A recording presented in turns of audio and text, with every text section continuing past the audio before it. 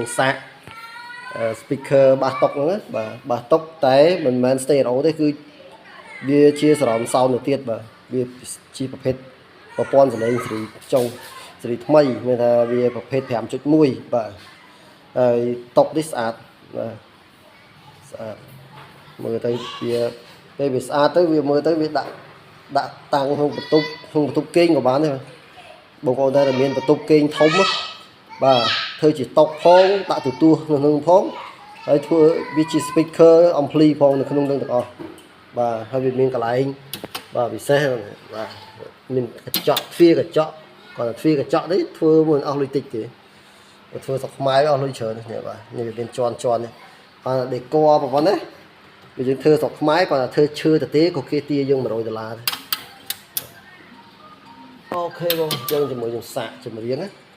បាទគឺសំឡេងវាចេញមកល្អនឹងសាកភ្លេងបន្តិចឲ្យបងប្អូនស្ដាប់បងប្អូនណាបាទសំឡេងបាសវាចេញមកវាដូចសាប់មួយមានកូនទេបាទ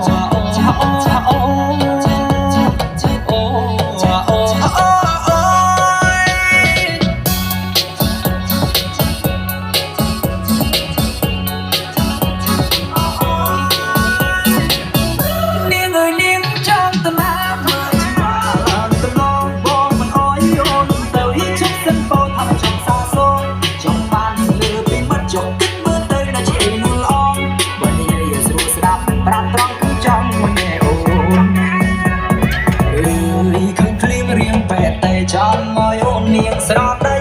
គុំស្ដាប់ដល់លោកបងឬមួយលួងមុនໄປថាបងមិនមែនស្មាត់មកក្រំតែសំដីបងក្រំតែប៉ុន្តែស្មាត់តែស្មោអូនបងផាចេះមកទៅមិនលែងពីបងចောက်មកខ្វល់លូចောက်ស្អាត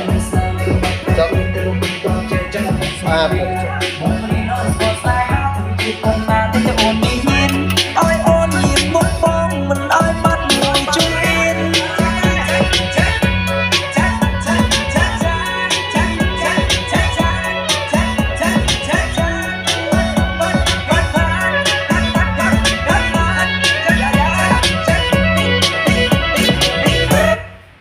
បាទចឹងសូមអរគុណណាបាទអាចបងប្អូនអាចចូលទៅមើលក្នុង channel